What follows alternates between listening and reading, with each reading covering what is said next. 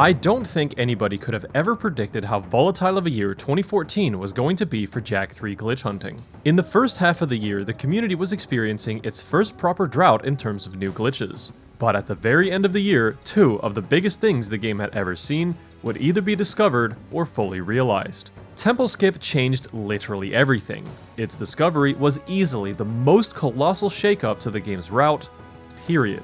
To put into perspective how big it really was, the skip saved somewhere around 8 minutes, compared to the old 38-minute route that went through 2 separate temple visits. Back then, 38 minutes already felt like a relatively short speedrun, but now it was even shorter. The new route essentially has you play 21% less Jak 3 than before, and the game was brought below the half-hour mark almost entirely thanks to Temple Skip. But the hover glitch certainly helped as well, and had its impact throughout the run too. It saved multiple minutes across several Jak 2 and 3 categories, and while Jak 3 any % didn't make use of its utility as much, I would keep my eye on this trick going forward. It's definitely not the last you'll see of the hover. As the two tricks would begin to shape any % in new ways, Raccoon, Yankee, Bob, and myself would push the category down as far as we could, culminating in a 29:33 set by Bob on July 21st, 2015. A very strong time that he had managed to pull out during a race.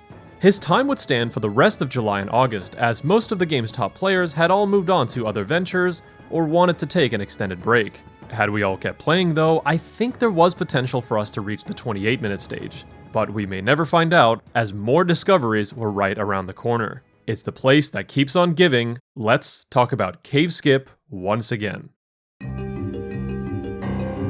Cave Skip is one of the most established skips in Jak 3 any %. It houses such a rich history, spanning all the way back to when it was first used in Lapagne's segmented speedruns back in 2009. If you recall, he essentially entered the cave at the earliest possible point in the game, right after the first 2 arena missions. He was able to do this because he was playing on Hero Mode, and the Dune Hopper was unlocked from the very beginning. For years, the ultimate dream for any % was to somehow get into the cave as early as when Hero Mode did, after only 2 missions. The Destroy Eggs trigger inside the inner chamber of the cave is active at all times, and major time save in the any % category has often relied on reaching this trigger earlier and earlier. But without any guns, vehicles, or the jetboard, it seemed pretty hopeless to reach it after the second mission. The next best thing we could do was to complete Kangarat's satellite and learn to drive, to unlock the Tough Puppy and use the vehicle to drive to the cave. If we didn't do those missions, we would have nothing. What, are you gonna go there on foot? To your surprise, I actually did try to do this. Back in 2013, in fact. This was the time when TomJack had just uploaded his 5011, the run that showcased getting into the cave right after Learn to Drive for the first time. I was on Skype talking to my pals Cypress and Noisy at the time, and they encouraged me to try and take Cave Skip a step further. They talked me into exploring what would happen if I reached the cave after completing the second mission, by going through the desert on foot. While I was skeptical at first, I ultimately decided to give it a go. To reach the garage to enter the desert, I needed to find a way past Cleaver without the jetboard, which fortunately had an easy solution. If you simply walk into the room with Cleaver a tiny bit, then walk backwards and death warp in the lava, you'll respawn at the main arena checkpoint past Cleaver, and I could now freely head to the desert.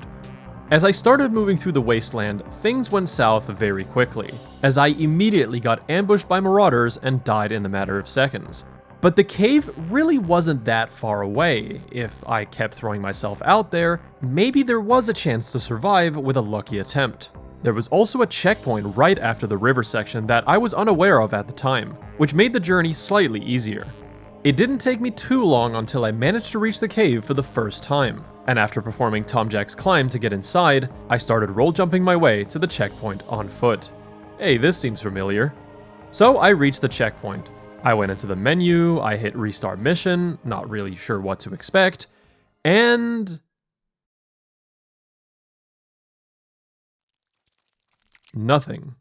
I guess I was naive enough back in 2013 to believe that maybe I would spawn with a vehicle after restarting, but none of them were unlocked in the first place, so this result made a lot of sense. The reason for wanting a vehicle at this point was because there was still so much cave left to traverse. Getting all the way from the checkpoint to the inner chamber would require almost a full minute and a half of straight roll jumping, and I just figured there's absolutely no way in hell that's faster. So back to our current timeline. It's September 2015 and Yankee and Bloppy had decided to give the Desert on Foot to Cave Skip route a second chance. Could roll jumping all the way through the desert and into the inner chamber of the cave really be faster than completing an extra 3 missions? When thinking about how much faster the Tough Puppy is compared to Jack's on-foot movement, one might assume the routes could be fairly equal, but after a thorough timing of the roll jumping, the result was stunning. It saved a minute and a half, a complete blowout in the new route's favor. Goodbye Kangarettes, and goodbye Satellite. Good riddance to that second one. But man, honestly, I felt really silly. I never thought this route was going to be faster, let alone save this much time. And so, the doors were blown wide open. The desert roll jumps was a massive oversight that had been hidden in plain sight for years. It took until September 2015 for anyone to properly time going all the way to the inner chamber. The world record was once again up for grabs, and someone was going to take advantage. It was perhaps now that a new runner would find himself being in the right place at the right time. At 13 years old, he would emerge as nothing short of a prodigy.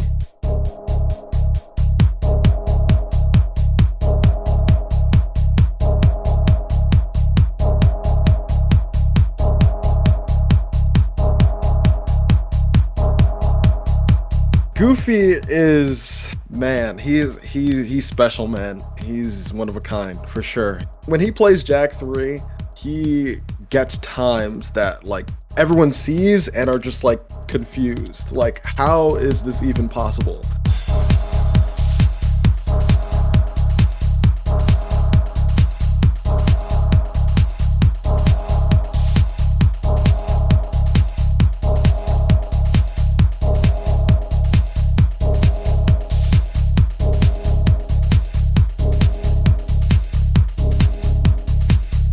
One thing I remember for sure is being a mod on the leaderboards. I think it was his first record he ever submitted. I was watching it and I seriously had to watch it carefully because I thought that he may have sped up his gameplay.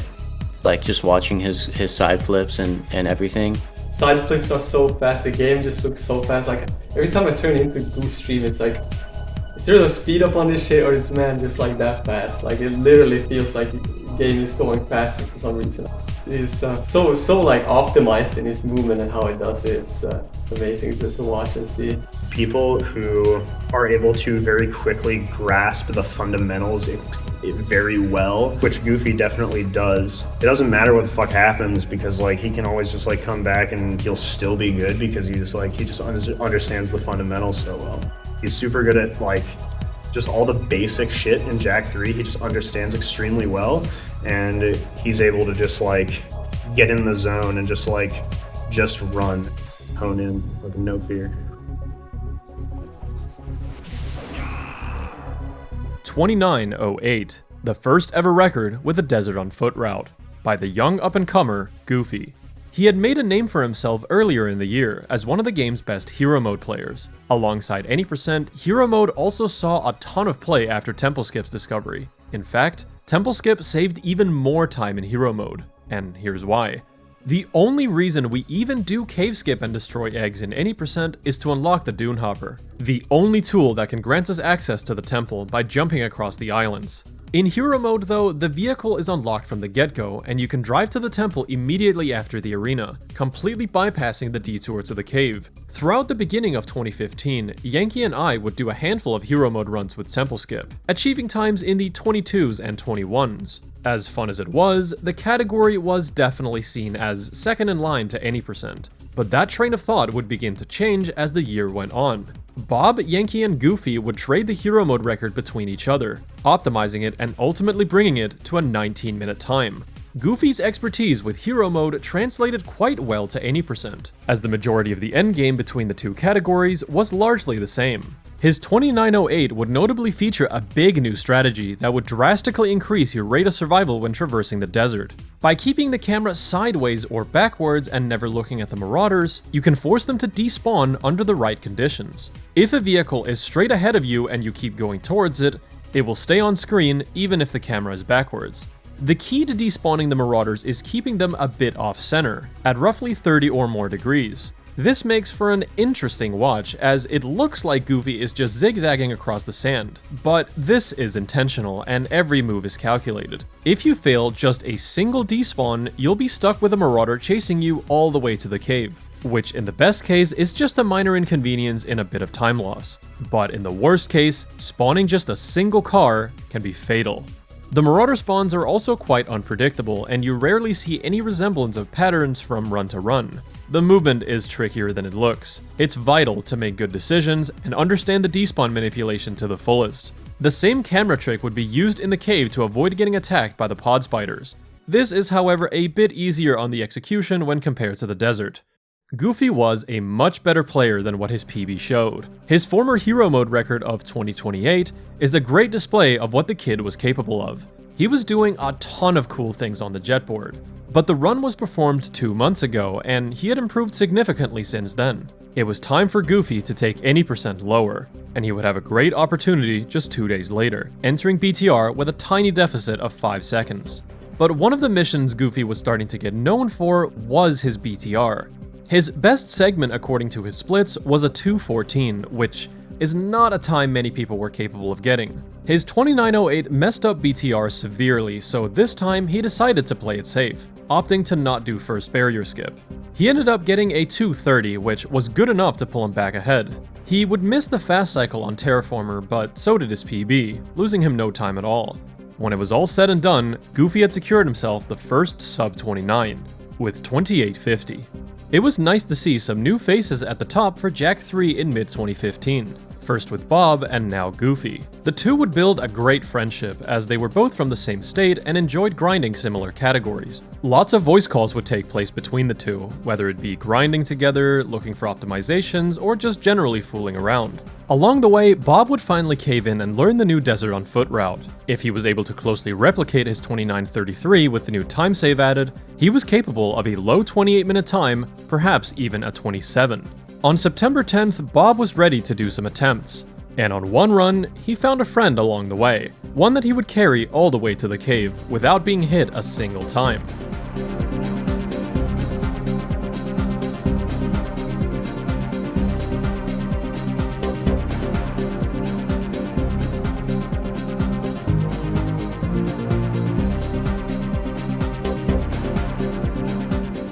After Cave Skip, he was 8 seconds behind Goofy's 2850, but would quickly begin to turn the run around. After Destroy Eggs, Bob was already back to even, and after Temple Skip, it turned into 3 seconds ahead. His BTR was also faster than Goofy's, with a 224, now 10 seconds ahead. Dark Ship was faster, he hit the fast cycle Terraformer, and the cherry on top, the final boss, was also faster. A 28:25 after retiming, an unexpectedly great run from Bob, considering how little time he had spent with the new route. Goofy certainly had the skills to take the record back, but decided to lay off on responding as he was onto something. You see, Goofy's main category of choice is hero mode, and in hero mode, you go to the temple immediately. In his mind, it just didn't make sense as to why any percent couldn't do the same. The only thing stopping any percent from following the exact same route as hero mode was that damn dune hopper and those pesky islands. There had to be another way, and Goofy was going to embark on a quest to find that way. And really, there was only one place you could possibly look. He had to explore Jak 3's most notorious wasteland. It's time for the desert.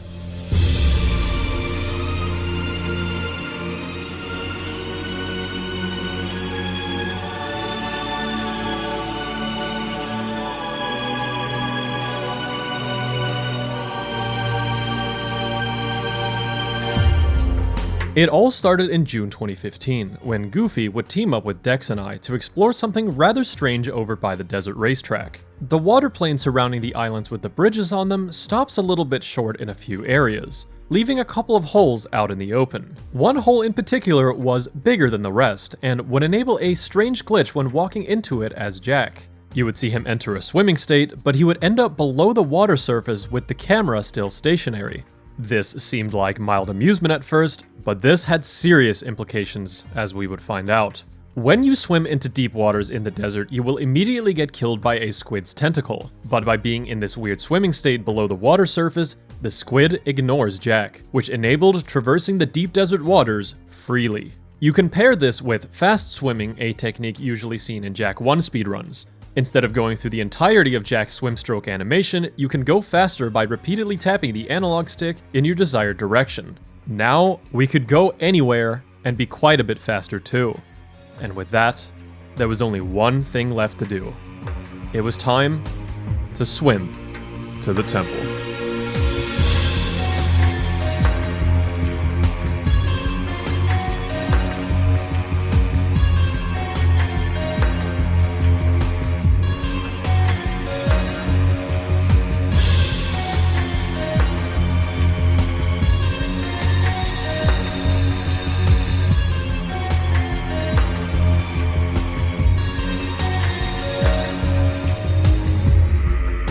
Finally, we made it.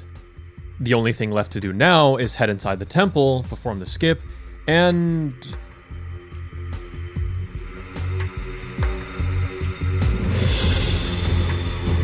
So the waterfall.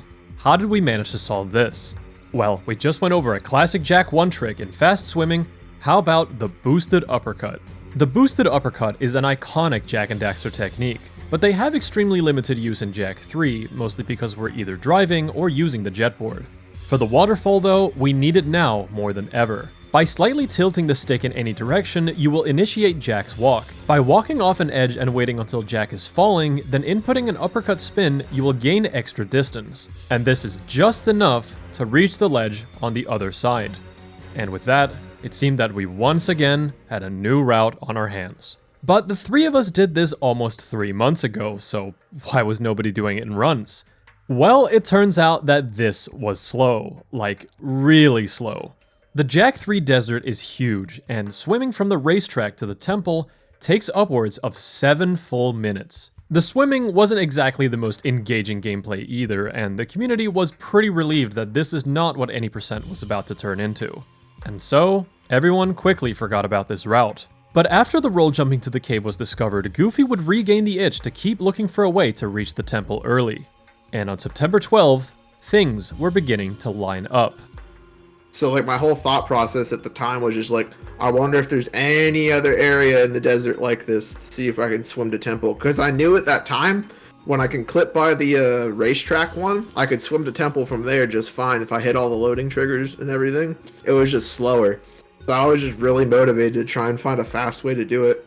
And exploring through the roll jumps on foot by cave skip, just and then you find that you can deload one mountain, and then you can deload another mountain, and then like, oh shit, all the puzzle pieces are falling together for me to like find this dumb trick.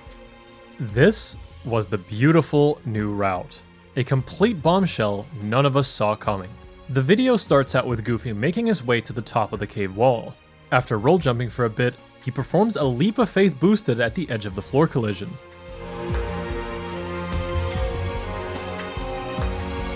He then falls into a tunnel that's normally used as a shortcut to get from one side of the desert to the other. Upon landing, he jumps back in bounds and gets on the jetboard. For a more brief showcase of the route, Goofy decided to use the jetboard and the turbo jetboard in Desert Cheat to traverse the map quicker. But what you're watching would normally be all on foot. By taking this rather strange route, he misses a key trigger to load in the next part of the desert, and now things will look and behave a bit different. This mountain, for example, has almost no collision anymore, and the shoreline looks completely empty.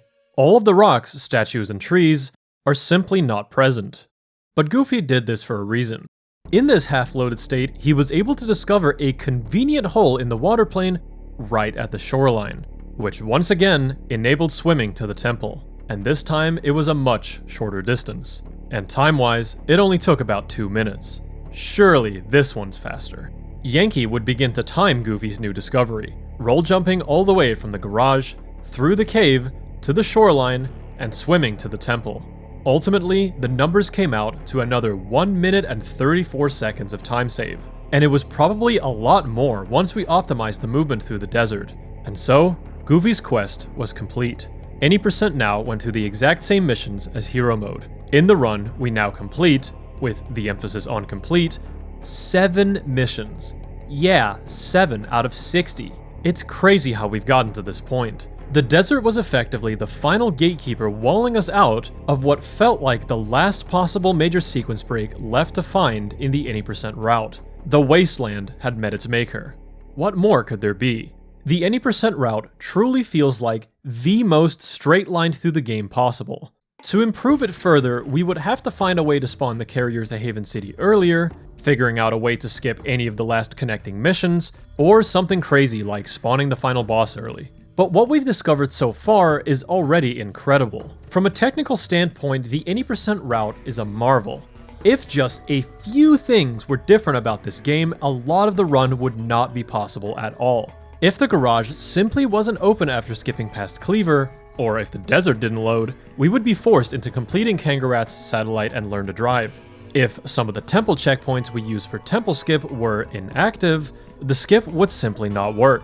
If the holes in the water plane didn't exist, or if the glitch didn't make Jack dodge the squid, then swimming to the temple would also not be possible.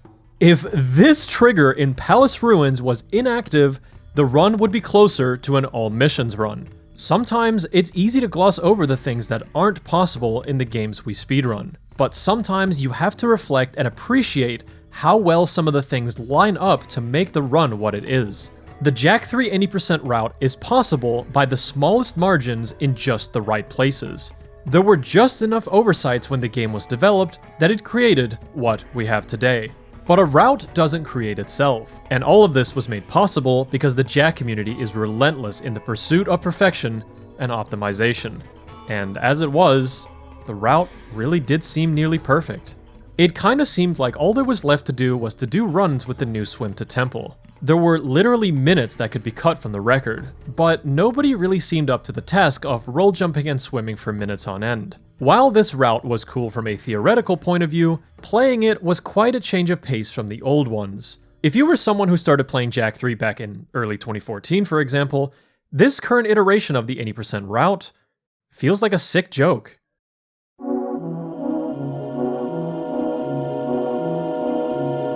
The game used to challenge the player with a plethora of different missions. It was a really unique speedrun where mastering diversity and being consistent was the name of the game.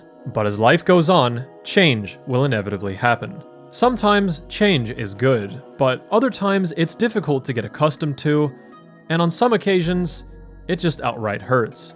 I feel like we can all relate to this in some way. Change affects us all on a daily basis. Anything from a new update ruining your favorite game, to a friend just being different from who they used to be.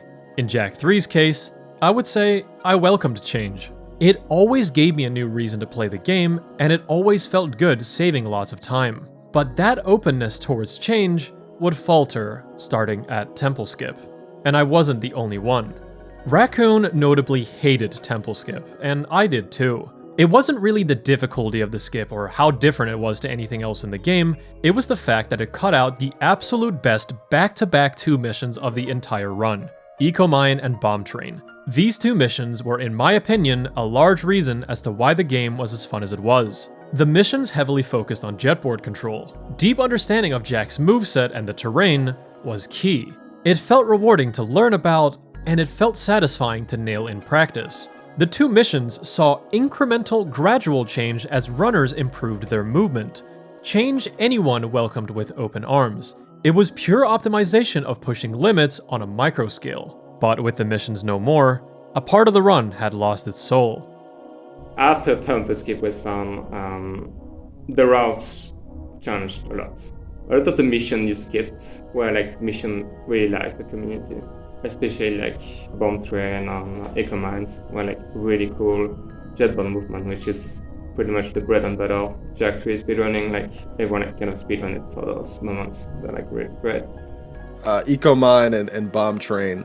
I guess I like them for the same reason, really. They're both just really, really satisfying to pull off. The Eco Mine jetboard movement is just the best to pull off. Like you feel like you're just awesome when you pull that off. It's a nice confidence boost. Same with bomb train. There's nothing swaggier than a sick bomb train. And I think for those reasons, those has got to be my favorite mission. They're just really swaggy, really nice to pull off when you do it correctly. The thing about EcoMine was that the checkpoints back then were really comfortably set to the beginning of EcoMine, the middle of EcoMine, and you had a really nice way to practice it. The weird thing I did was just complete EcoMine and then do it backwards. And I kind of went into a loop of doing EcoMine over and over again, back and forth for hours. The movement got like burned into my mind, and I guess that's the essence of practice. That's also like a thing about speedrunning in general I really enjoy, is that you can see that you get better with practice. And EcoMine was like something I really enjoyed practicing. Temple Skip also cut out Complete Monk Temple tests, which was another solid jetboarding mission. This essentially left Palace Ruins, and we'll toss in Darkship as well, as the only two proper jetboard-focused missions left in the game. The jetboard is a representation of the word speed in speedrun. It's fast, it's flashy, it's not hard to understand why people love it. It just sucks seeing it being slowly weeded out of the 80% route. Doing runs with Temple Skip was something Raccoon and I kinda felt forced to do. Perhaps pride was a driving factor.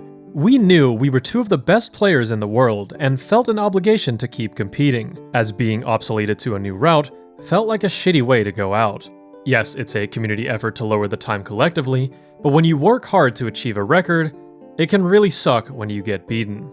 I've been subject to being surpassed by another player performing a more optimized run, and also through a new route, obsoleting my time. And I can tell you that the latter one always hurts the most. Raccoon back then was a fierce competitor. If his record got taken, he would fight back. But the will to fight back just wasn't the same after Temple Skip. If the new route was inferior to play with the best parts of the game completely skipped, what was the point? I should mention that this is in no hate towards Yankee. His pioneering of the skip is an epic tale in and of itself. Temple Skip was inevitably going to happen. He was just the one brave player who wanted to be the guinea pig. The dislike towards Temple Skip wasn't universal though. If we take some newer players like Bob for example, or Goofy, these guys started running Jak 3 after Temple Skip, so in their mind, that's the standard. In their time frame of running any percent, you never went to EcoMine, which means they didn't experience this feeling of missing those older missions, because they never played them in the first place. The swim to temple route, however, was a different story. This time, it really wasn't about what was skipped. I don't think people really cared too much for Cave Skip and Destroy Eggs being gone. No, this time, it was about what it was being replaced with. The community almost unanimously disliked the new route. Roll jumping through the desert and tapping forward on the stick over and over again in the water is just boring. If you fail the boosted across the waterfall or die during Temple Skip, your whole run is over, and it's back to the desert. The only person who even bothered to do runs with this route was the person who discovered it, Goofy, who would land a 27:03 which has no highlight attached, and then 26:21. Both times were achieved on the same day the trick was discovered. Even Goofy, who was the most motivated young up-and-comer, found this route to be tedious to do, but likely felt an obligation to update the record to the most up-to-date strategies. His run would sit atop a new website called speedrun.com, which is where the Jak community would migrate their leaderboards to in mid-2015. I'm glad we finally reached this point because documentation before this point was shallow at best. The site has a feature where you can rewind the leaderboards back to a certain date and time, allowing you to view the game's competitive history with more context. Pretty sick, makes my job way easier. We can see that at this time, activity for the any percent category wasn't exactly the most lively. Out of everyone in the top 10, 8 of us had PBs essentially 2 routes behind the most up-to-date one. Several runners could easily climb into the top 3 if they wanted to use the new strats, but for many of us, the game just wasn't what it used to be. Goofy felt very guilty for finding the new route and essentially hitting the final nail in the coffin, at one point even suggesting that we all just agree to forget about it. But he's not the one to blame. He simply uncovered the truth of what was always there. It was only a matter of time before someone figured it out. The Beautiful New Route was a sarcastic title, but in reality, the route is beautiful, and I talked about why. It just sucks that in practice, it's monotonous to play. I've come to peace with the desert roll jumps now, and really, it's not that bad once you play it, but back then I had a hard time seeing the route for what it was, and everyone had a similar train of thought. People in the community who wanted to move away from Jak 3 any% felt faced with a variety of choices. The most obvious choice was to swap to hero mode, which at this point was just a better any%. You could also run all missions, although the length of the category was a bit discouraging, with the world record bordering nearly 3 hours. Of course, you could just run a different game entirely. If you missed the jetboarding, Jak 2 had plenty of that, but many of us wanted to keep playing Jak 3. The problem was, there was no middle ground category anymore. You either played for 20 minutes or 3 hours. And it was at this point that people were in the talks about wanting to create some kind of legacy category. Even way back when Temple Skip was found, this was already something that people were talking about, but the need for one was now more relevant than ever, with any% now having the full roll jumping to Temple. The two leading categories were all bosses and no out of bounds, also known as no oob. All bosses was a great idea suggested back in April of 2015 by Bloppy. Back then though, the swim to Temple route had not been discovered yet, and it was clear that it was going to be more optimal for the category. Since the goal is to reach the precursor robot as fast as possible, roll jumping to Temple, then performing the old yin-yang door skip, was the quickest way to get you there. No matter the case, going through the desert on foot was going to be faster. And since we were intentionally trying to exclude this degenerate strategy, the category ultimately fell flat. No oob, however, was a bit more promising. The swim through the water plane is only obtainable if you go out of bounds above the cave, so you couldn't do that. Temple Skip was also done entirely out of bounds, so that wasn't allowed either. If we could define a clear set of rules for this category, maybe this could be the start of something new. It's been a pleasure to cover the history of Jak 3 any%. I'm sorry if I made this era of the game seem pretty doom and gloom, but that's because it kind of was. Every speedrunning community has their ups and downs, and this was just a bit of a down period. Any% would continue to see play every now and then in the coming years, mostly from Goofy, when he would improve his hero mode skills. But this is not the end of Jak 3's history. Things are far from done. Entering 2016, no oob would begin to pick up steam, and it would become one of the game's mainstay categories. And I think the only way I can do the entire history of Jak 3 justice is to extend the boundaries past the any% category. Join me next time as we dig further into this game's legacy with the history of Jak 3 any% no oob. Thanks for watching. If you liked the video, please consider subscribing and supporting me on Patreon. Take care, and I'll see you next time for Era 6.